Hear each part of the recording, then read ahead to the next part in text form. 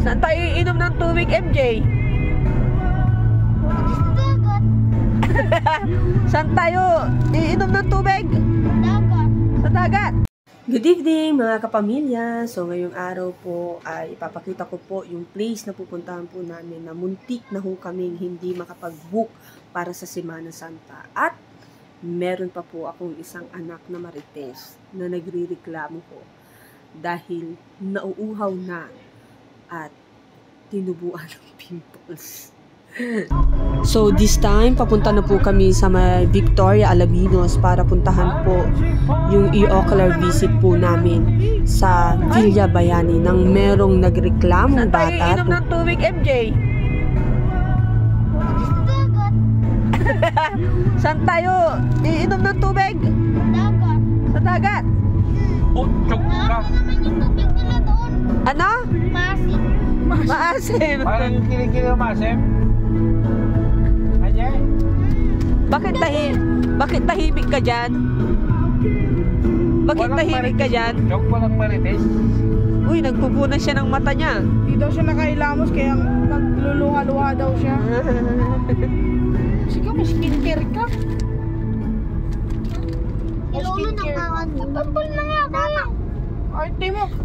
May isa lang siyang pimple na naiinis na siya. Ay! Bakit?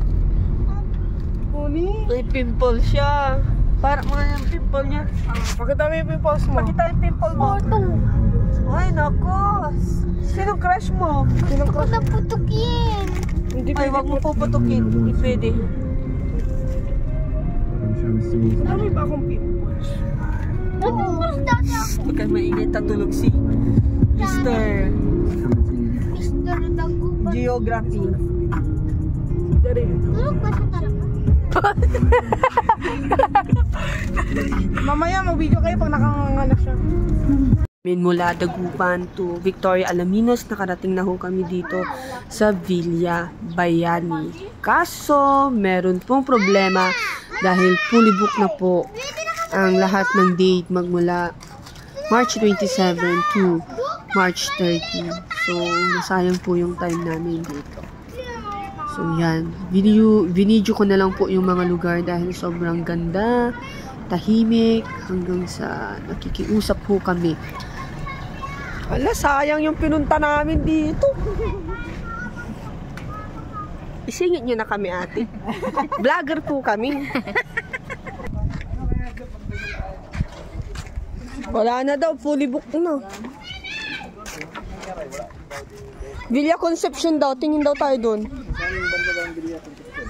So ayun na nga, in-endorse po kami ni ate sa Villa Conception, which is kalapit bahay lang naman po ng Villa Bayani. At thank God kasi po meron pong available slot na kwarto, which is yung buong bahay po, na pwede ho namin gamitin pagdating ng March 27 to March 28. Sana po lahat po ng mga magbabakasyon ay makapagpahinga po, pero syempre wag po natin kakalimutan na ang Diyos po na nagbigay po sa atin ng panibagong buhay at napatawad po tayo sa lahat ng ating mga kasalanan.